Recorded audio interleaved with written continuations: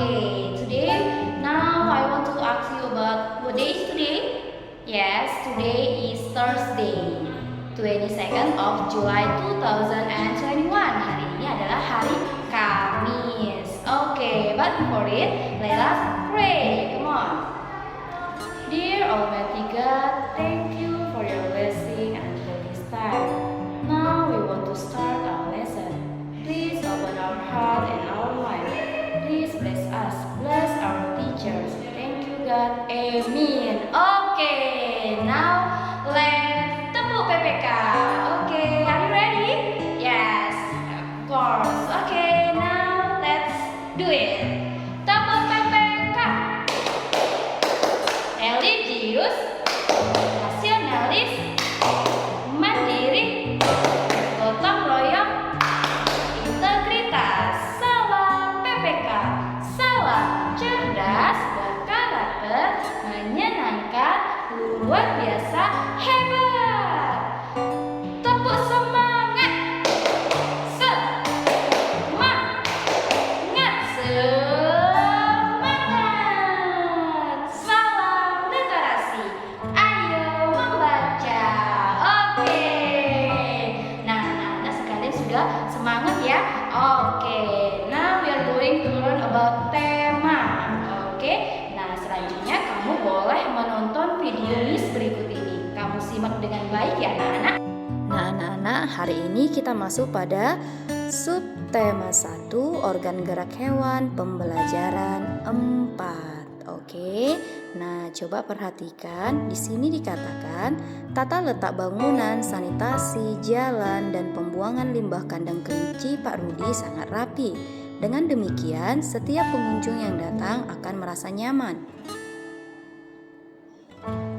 Sebelum membangun kandang kelinci, Pak Rudi telah mempersiapkan segala sesuatunya dengan membuat denah. Nah, hari ini kita akan mempelajari mengenai denah. Nah, coba anak-anak perhatikan di sini sudah ada denah kandang kelinci. Nah, tahu ya anak, denah itu juga bisa kita ketemui pada surat undangan, bisa juga. Nah, kamu coba perhatikan dalam video ini. Di sini sudah dibuat denah itu apa ya? Nah, kita akan mempelajari selanjutnya. Denah merupakan gambaran tentang tata letak dalam suatu ruangan atau tempat. Gambaran yang lebih luas dibandingkan denah adalah peta. Nah, semalam kita sudah mempelajari mengenai peta. Nah, apa itu peta? Peta merupakan gambaran dengan menggunakan skala tertentu mengenai suatu daerah. Nah, anak-anak, pada pembelajaran sebelumnya kamu sudah mengetahui luas dan letak wilayah negara Indonesia dengan menggunakan peta. Jadi, dengan peta kita juga bisa mengetahui kondisi geografis negara Indonesia. Nah, coba anak-anak amati peta pada pembelajaran ini, lalu kamu perhatikan kondisi geografis wilayah Indonesia, khususnya kondisi geografis pulau-pulau besar di Indonesia. Nah, pada Pulau Jawa, kita akan lihat kondisi geografisnya berdasarkan peta. Luas Pulau Jawa yaitu 128.297 km persegi, sedangkan batas lautannya di arah utara berbatasan dengan Laut Jawa, di arah selatan berbatasan dengan Samudra Hindia, dan juga di arah barat berbatasan dengan Selat Sunda, dan di arah timur berbatasan dengan Selat Bali. Sedangkan batas daratan di arah utara berbatasan dengan Pulau Kalimantan, di arah selatan berbatasan Samudra Hindia, dan di arah barat berbatasan Pulau Sumatera, dan di arah timur berbatasan dengan Pulau Bali. Sedangkan pada keadaan alamnya terdapat pantai dan laut. Di Banten terdapat Anyer, Carita, Tanjung Lesung, dan di Jawa Barat terdapat Pangandaran dan lain-lain. Di Jawa Tengah terdapat Menganti dan lain-lain. Sedangkan di Yogyakarta terdapat Parangtritis, Baron, Glago, dan lain-lain. Dan di Jawa Timur terdapat Kelayar, Karangagung, dan lain-lain. Sedangkan pada dataran rendah terdapat daerah Surakarta, Semarang, dan Madiun. Dan pegunungan di Jawa Barat terdapat Ciremai, Papandayan, Salak, Tangkuban Perahu, dan juga di arah Jawa Tengah terdapat Sumbing, Sindoro, Merbabu, dan Merapi. Sedangkan di Jawa Timur terdapat Lawu dan Semeru. Nah, selanjutnya kita masuk pada Pulau Sumatera. Nah, kamu boleh perhatikan di peta kamu. Nah, luas Pulau Sumatera yaitu 473.481 km persegi. Sedangkan pada batas lautan, di arah utara berbatasan dengan Teluk Benggala, di arah selatan berbatasan dengan Selat Sunda. Dan untuk batas daratan, di arah utara berbatasan dengan Malaysia, di selatan berbatasan dengan Pulau Jawa. Sedangkan di arah barat berbatasan dengan India dan di arah timur berbatasan dengan Pulau Kalimantan. Dan untuk keadaan alam pada Pulau Sumatera terdapat pantai dan laut, di mana pantai itu ada Pantai Iboi, Saurake, Jemur, Pasir Panjang, Noksa, dan lain sebagainya. Selanjutnya pada dataran rendah terdapat Meulabo, Singkel atau Singkil. Dan untuk pegunungannya terdapat Gunung Merapi, Leuser, Kerinci, Dempo, Talang, Talamau, dan lain-lain. Nah, selanjutnya kita masuk pada Pulau Kalimantan, di mana luasnya yaitu 743.330 km persegi. Adapun batas lautannya di arah utara berbatasan dengan Laut Cina Selatan, di selatan berbatasan dengan Laut Jawa, dan di barat berbatasan dengan Selat Karimata, dan di timur berbatasan dengan Selat Makassar. Dan batas daratannya di arah utara berbatasan dengan Malaysia, di arah selatan berbatasan dengan Pulau Jawa, dan di arah barat berbatasan dengan Pulau Sumatera, dan di arah timur berbatasan dengan Pulau Sulawesi. Dan keadaan alamnya terdapat pantai dan laut. Di Kalimantan Timur terdapat Kakaban, Sangalaki, dan Maratua, dan juga untuk Sungai Kapuas dan Mahakam. Pada dataran rendah terdapat di Kalimantan Tengah ada Pangkalan Bun. Di Kalimantan Barat ada Ketampang dan juga Teluk Melano. Untuk pegunungan, di Kalimantan Barat terdapat Palung, Kalimantan Tengah Bukit Raya, di Kalimantan Timur ada Liang Pran, dan juga di Kalimantan Selatan ada Halau-Halau. Nah, selanjutnya kita masuk pada Pulau Sulawesi. Adapun luasnya yaitu 174.600 km persegi. Batas lautannya di utara berbatasan dengan Laut Sulawesi, dan di selatan berbatasan dengan Laut Flores. Di barat berbatasan dengan Selat Makassar. Di timur berbatasan dengan Laut Maluku dan Laut Banda. Dan untuk batasan daratannya, di utara berbatasan dengan Filipina. Di selatan berbatasan dengan Kepulauan Nusa Tenggara. Di barat berbatasan dengan Pulau Kalimantan, dan juga di timur berbatasan dengan Kepulauan Maluku. Dan untuk keadaan alamnya terdapat pantai dan laut, di mana yaitu Pantai Likupang, Talise, Dato, Manjene, Nirwana, dan sebagainya.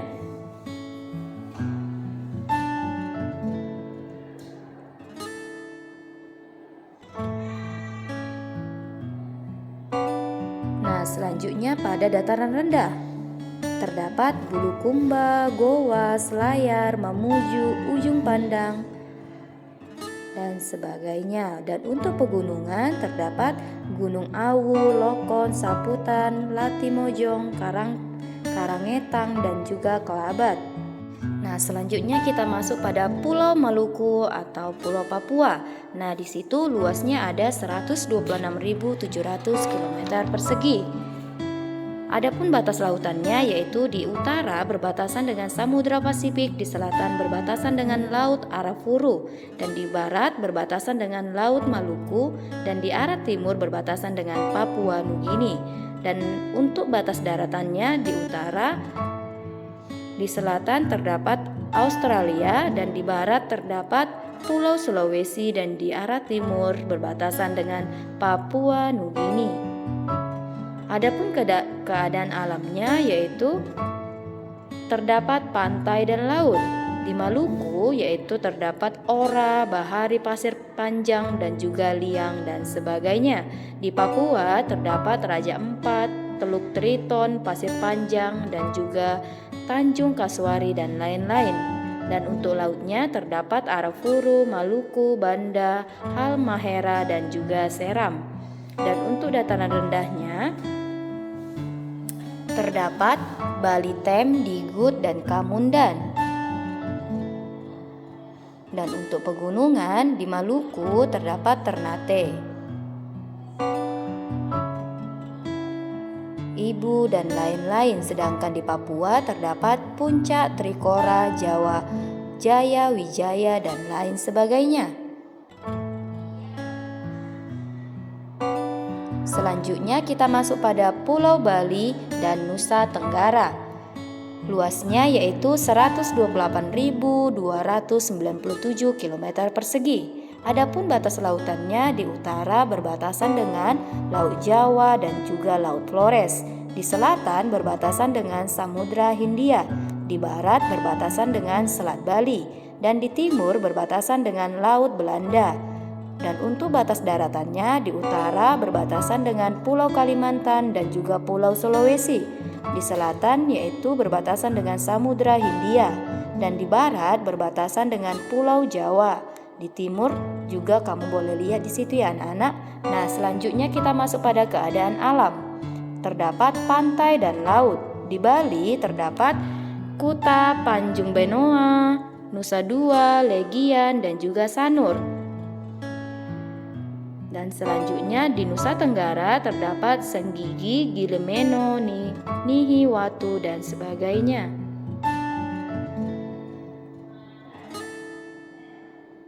Selanjutnya kita masuk pada dataran rendah,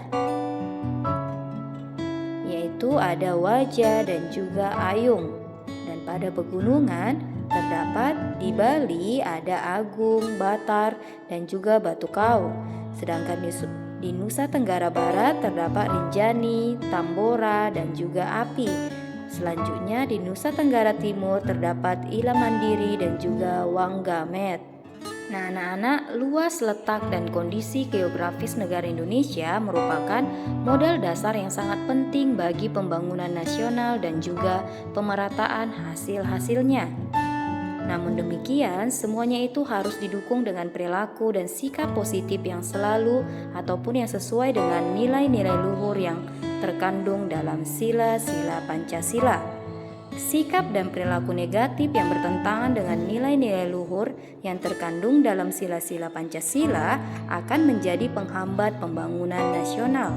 Anak-anak, selanjutnya kamu boleh perhatikan wacana berikut ini. Nah, di situ mengenai gotong royong modal dasar pembangunan. Apa itu gotong royong? Gotong royong merupakan salah satu nilai kehidupan yang sudah dimiliki bangsa Indonesia sejak dulu. Jadi, gotong royong sering dilakukan dalam kegiatan masyarakat. Adapun manfaat gotong royong antara lain meringankan beban pekerjaan yang harus ditanggung, kerja keras, kebersamaan, dan juga menjalin hubungan sosial yang baik dan harmonis. Di dalam kegiatan gotong royong terkandung nilai-nilai luhur Pancasila, yaitu sila kelima atau kemanusiaan yang adil dan beradab. Sila kelima dilambangkan dengan padi dan kapas. Dengan melestarikan kegiatan gotong royong berarti perilaku kita telah sesuai dengan nilai-nilai luhur yang terkandung dalam Pancasila sila kelima. Nah anak-anak, jadi tidak ada perbedaan dalam prinsip gotong royong. Nah ini bisa kamu terapkan dalam kehidupan kamu sehari-hari ya anak-anak. Dengan demikian, gotong royong dilakukan demi mencapai tujuan bersama, di mana kita tidak memperdulikan agama, suku, maupun juga ras. Dan juga dengan bergotong royong, segala program pembangunan yang dicanangkan oleh pemerintah akan dapat dilaksanakan dengan baik tanpa adanya gangguan yang disebabkan oleh ketidakharmonisan masyarakat. Nah, anak-anak, selanjutnya kita masuk pada Tema 1, subtema 1, organ gerak hewan, pembelajaran 5. Nah, coba kamu amati kedua hewan ini. Nah, di sini ada hewan kelinci dan juga siput ya anak-anak. Nah, selanjutnya kita akan mengetahui apa perbedaan dari kedua hewan tersebut, yaitu karakteristiknya. Nah, yang pertama kita akan bandingkan karakteristik kelinci dan siput. Adapun karakteristik kelinci, yang pertama, kelinci termasuk hewan vertebrata, yaitu hewan yang memiliki tulang belakang. Yang kedua, beranak. Yang ketiga, bergerak melompat. Dan yang keempat, dipenuhi bulu halus. Dan yang kelima, kelinci gerakannya sangat lincah. Selanjutnya kita masuk pada karakteristik siput.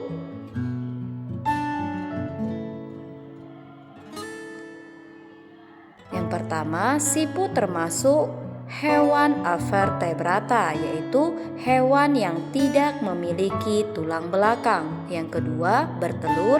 Yang ketiga, bergerak merayap. Dan yang keempat, dilindungi cangkangnya. Dan yang kelima, gerakannya lambat. Nah, itu dia karakteristik dari kelinci dan siput ya anak-anak. Nah, selanjutnya kita akan membahas mengenai kelinci dan siput. Kelinci termasuk hewan vertebrata, yaitu hewan yang memiliki tulang belakang. Sedangkan siput merupakan hewan avertebrata, yaitu hewan yang tidak memiliki tulang belakang.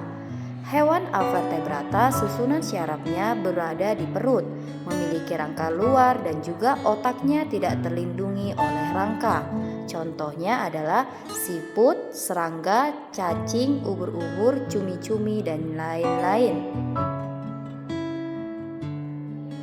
Nah, selanjutnya coba kamu amati organ gerak siput berikut. Nah, anak-anak, coba kamu perhatikan tanda panah yang berwarna merah tersebut. Itu merupakan gerak organ pada siput. Adapun nama organ geraknya yaitu kaki perut dengan bentuk pipi dan lebar. Sedangkan fungsinya yaitu fungsi utama kaki perut pada siput adalah untuk bergerak dan berpindah tempat. Nah, selanjutnya kita akan melihat beberapa hewan dan juga mengidentifikasi organ geraknya. Yang pertama, belalang. Nama organ geraknya yaitu kaki depan dan kaki belakang. Yang kedua, cacing. Nama organ geraknya yaitu otot di bawah kulit. Dan yang ketiga, ubur-ubur. Nama organ geraknya tentakel. Adapun fungsi dari organ gerak belalang yaitu kaki depan untuk mencengkram dan kaki belakang untuk melompat. Dan untuk fungsi otot di bawah kulit pada cacing yaitu untuk bergerak dan berpindah tempat. Dan untuk ubur-ubur, tentakel berfungsi sebagai alat gerak dan sebagai alat pelindung. Anak-anak, itulah hewan yang tergolong hewan avertebrata. Nah, anak-anak, selanjutnya coba kamu baca wacana di buku kamu mengenai siput bukanlah hewan lemah. Nah, di sini kita akan mencari ide pokok dari paragraf-paragrafnya. Nah, ide pokok dari paragraf pertama yaitu siput menurut sebagian orang dianggap sebagai hewan yang lamban dan menjijikkan. Nah, itu dia ide pokok dari paragraf pertama. Nah, selanjutnya kamu boleh mencari ide pokok dari tiap paragraf mengenai wacana tersebut ya anak-anak. Nah, anak-anak, selanjutnya kita akan melihat mengenai ragam gambar cerita atau ilustrasi. Nah, sebelumnya kita sudah membahas ini ya anak-anak. Nah, yang pertama adapun corak gambar cerita ataupun ilustrasi yaitu realis. Realis merupakan gambar yang dibuat seperti keadaan aslinya, baik bentuk, ukuran, dan tata letaknya. Contohnya seperti lukisan berjudul Kapal Dilanda Badai karya Raden Saleh berikut ini. Nah, ini merupakan contoh dari gambar realis ya anak-anak. Nah, selanjutnya kita masuk pada yang kedua yaitu karikatur. Karikatur merupakan gambar yang melebih-lebihkan atau mengubah dari objek aslinya. Gambar karikatur menyajikan objek dengan karakter yang lucu dan aneh.